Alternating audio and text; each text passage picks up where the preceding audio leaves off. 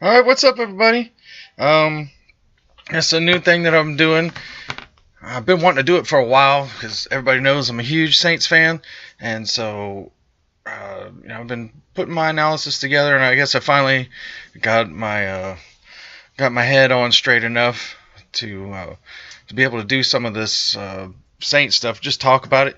Maybe some of you guys could drop some comments below. Maybe I'll get some haters. We'll have some fun with it. A couple Cowboys fans. Whatever. Maybe an Atlanta Falcons fan somewhere here and there. I doubt it. Most of them usually run away from me when I start zooming in on them. Anyway, I'm going to do this thing and I'm going to call it That's What's Up. For all you who that's out there. And for anybody that wants to hate on whatever I'm saying. So I'm going to try to pick some of this stuff apart and get you what I think is going on here in this first episode. We'll just start off light because I'll get, after this next and last preseason game, I'll break down more of the players once we see who exactly winds up on the roster. And I don't want to start really breaking players down until I see this last preseason game because I'm still sort of on the fence on a few players. And there's some guys that have been in practices that we haven't really seen on televised game yet, or scrimmages, whatever you want to call these preseason games. But there's definitely good players, really good players, which is a first, not a first, but it's been a while for the Saints to where we could say we have more talent than we probably know what to do with. But I'll make a better assumption on that and assessment, actually, on that once we see the last preseason game. So, where I'm at right now is I just kind of want to break down what I'm seeing so far in the preseasons. So, rookies and the new guys that we sign, and I say new guys, we're signing veterans or whatever, but when they haven't been in the black and gold before and had a fleur-de-lis on their helmet, they're a new guy to me, even though they've been in the league. Anyway, so Lattimore, Anzalone, man, looking pretty strong, man. Anzalone, I'm pretty impressed with him. He was good in college, and I think he might even be better here. Because although some of the plays we're seeing him make, he's making plays against, people that'll be Uber driving next week or whatever, or selling cars, whatever the deal is. Still, it's pretty good. He's coming off the edge, getting pressure, sacks. Manti Te'o, pretty good, man. A couple sacks. He's getting some rushes, some shared sacks. Saints finally have an edge rush, a hurry up, hurry the quarterback type of defense, which I'll get into more later. Other new guy, everybody's got Adrian Peterson on their mind. AP, what did he get? I think he got 6 or 7 carries in the last game. Not anything spectacular. 3-4 yards here and there, although it looked like he was mostly going up against Houston's ones, which Houston's defense, one of the best in the league. They're probably going to be way up there again. Although they didn't play J.J. Watt, which everybody knows. J.J. Watt is too much of an asset to even be bothering with him. And I know they wanted to get AP going or whatever, but as cautious as Coach Payton has been with putting players in that are coming off of injuries or whatever, I was a little surprised at how much work Adrian Peterson got. I thought they'd give him, 2 or 3 carries and see if he could bust one real quick and sit him back down, because Adrian Peterson historically doesn't play much preseason. Just because, you don't need to pull your prize horse out of the stable all the time. And I'm not saying that AP is going to be a prize horse, which I'll break that down in another episode when we get there. But he's okay. The rest of our running backs, Mark Ingram looks pretty good. We'll see about the rest of our stable of running backs. I'll talk about that a little bit more here in a second. But I want to get to what else is sticking out to me. Offensive line. We're getting Max Unger. Zach Streif's coming back. I think this is going to be Zach Streif's last year. He and Breeze are big buddies, but Streif, the punishment he's taken on his body has been significantly more. Besides, Drew's shoulder, and he's had some knee stuff, and he doesn't really talk about that stuff. But Drew has been hurt. Last year, his knee was bothering him bad, and he was losing velocity on the ball, especially towards the end of the season. I'll get to that more too. But offensive line looks pretty good. Our new guys, we got some new faces.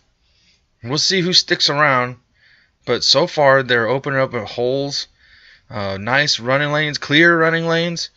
Which it's been a while since we've done that, because the Saints have always had to get people in space with the screen, or bouncing people, or doing misdirection plays, which they opened up the game with the end around play, which busted out, and they wound up having to get called back, or they would have scored a touchdown on the first drive. Anyway, that's here or there. That's ancient history. But offensive line looks pretty good. They're moving people around. They're getting low. They're doing all the fundamental stuff that last year I was kind of crying about, and I was throwing my rubber brick at the screen saying, where's this offensive line? And Drew was on his back a lot. So that's looking better. And I'm being really positive right now. But I'm also apprehensive. We've gotten stung really bad the last couple of years of the injury bug. Everybody knows. There's that. So, like I said, right now I'm being positive, but I've got some things, some concerns. Thomas Morstead. People don't usually talk about the kicker, but I'm really impressed with Morstead's kicking. He's getting these high hang times, and so that way coverage can get down the field. People aren't gaining a lot of yards, which means we're flipping the field. If we're going 3 and out and we're having to flip the field, that 40-yard exchange is a big difference, especially if we're doing that late in the game. We need that. We need to flip the field and get the other team pinned back. If in their red zone, that would be great, but at least, behind the 45. That's going to help our defense, and hopefully with that kind of space, our defense can get after them. So I like what Morstead's doing. That field position is going to be big for us, because I think that we're going to have some offensive issues, and I'll cover that here in a second. Chase Daniel looked pretty sharp.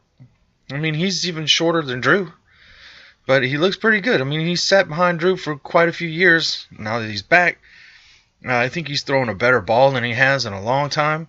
If we got to put Chase in, I'm pretty confident that Chase Daniel can handle the job.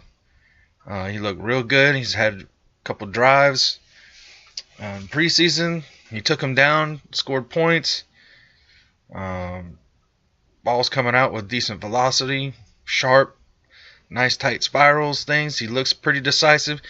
Although I do see him a little bit, especially to his right, which is dangerous for a quarterback. Everybody knows this. If you're staring to your right and you're staring down receivers, it's bad news. So I see him doing a little bit of that. But that can easily be coached out. Peyton can tell him, dude, get your eyes, or Drew can tell him. He's got to be telling him this. If I can see it, and I'm just a guy in my freaking house with a webcam, and I can see Chase Daniel staring down receivers, everybody else is seeing it, and they can pick it apart. So he's got to fix that up, clean that up. Small issue. It's a small issue until somebody hits him or they pick him off. So there's that. Garrett Grayson. Here we go. Here's where I'm going to get negative. Man, I like that kid a lot. When he talks, it's cool. He seems really bright. He wants to try hard and all this stuff and what he did in college and where he played and all of that's cool. But man, he just doesn't have it right now. He's got what I would call the Tom Brady rating for me right now. Which, if anybody remembers Tom Brady, and by all means, I don't think that Garrett Grayson has a chance to become a Tom Brady. If he does, I'll be shocked. But, Tom Brady's initial assessment was slow. Slow to drop back, slow to release, slow to decide, and no velocity on the ball. And that's kind of where Garrett Grayson is right now. He's got happy feet. He's not very decisive. He's looking around. He looks a little more confident than he did last year, but not much. Because he's still looking in one direction and looking in one direction. And you got to get your head on a swivel because DBs will sense that out and watch your eyes and they'll pick you off. And I don't know if you guys have been watching some of these practice videos, but our quarterbacks, Drew included, are getting picked off by our defense in these practices.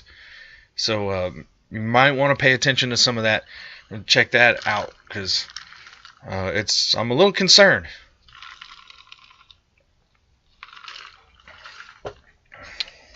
So let's move on to defense. Defensive scheme. It looks like we're moving on to. We're going to stick with a 4-3 kind of thing. They're playing a lot of, looks like they're going with a 4-3 base kind of scheme, playing a little edge rush. They're getting away from this overly complex, blitzing schemes and cloud blitzes and this guy, and we're going to try to trick you and what I've seen is really straightforward. They're like, on 3rd and 4, they're coming. And it's obvious they're coming. They got guys lining up in the gaps, and they're coming. So it's not a complex offense or defense, but they're not trying to do this crazy Rob Ryan stuff, like we're scheming this. Wow, we're going to try to trick you. I like more the aggressive thing that it looks like they're trying to do. Which we're going to come off the edge, we're going to come in the gaps. When we're blitzing, we're coming. And when they're not blitzing, they're dropping back in a like man zone or a cover 2 shell kind of look. Which I like. And I would be more scared except that our safeties are looking pretty good. Everybody's getting healthy. Wish we had Delvin Bro, but We'll see what happens. But everybody looks healthy. Everybody's getting swats on balls and practices and games. They're contending. They're not getting a lot of flags thrown on them right now, which I'm a little worried about because as the season goes on, especially when we play the Patriots, there'll be flags for brushing up against wide receivers. They'll get all kinds of pass interference calls, which is irritating. But everybody's getting those. So I like the aggressive look, and it's pretty refreshing because it's been a while since we've had an aggressive defense. Our defense has been playing scared a lot. Oddly enough, not in the red zone though. Our defense is pretty decent in the red zone, but through the rest of the field we couldn't do anything because our DBs couldn't run with anybody. And everybody knows how historically bad our defense has been the last couple of years. Historically bad. Really bad. So, that's where I'm at with the defense. Who's back? Yeah, we'll see. We'll see after this game. Who stays and who goes, who winds up getting cut. Because that's going to make a big difference. We'll have to sit some of these guys on the practice squad. I'm not sure that they're going to have enough money to carry some of these guys, and some of them are good players, looks like.